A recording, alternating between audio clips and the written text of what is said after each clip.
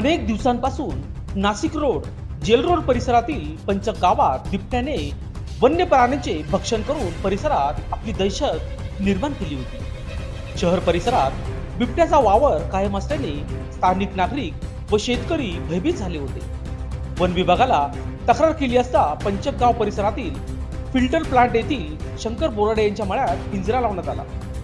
दिनांक 5 जुलै रोजी रात्री 9:15 वाजता एका बिबट्याची डरकाळी स्थानिक नागरिकांनी ऐकली. बोराडे यांच्या कुटुंबियातील एका सदस्याने सदर ठिकाणी जाऊन बघितले असता एक बिबट्या वन विभागाने लावलेल्या पिंजऱ्यात जेरबंद झाल्याचे निदर्शनास आले.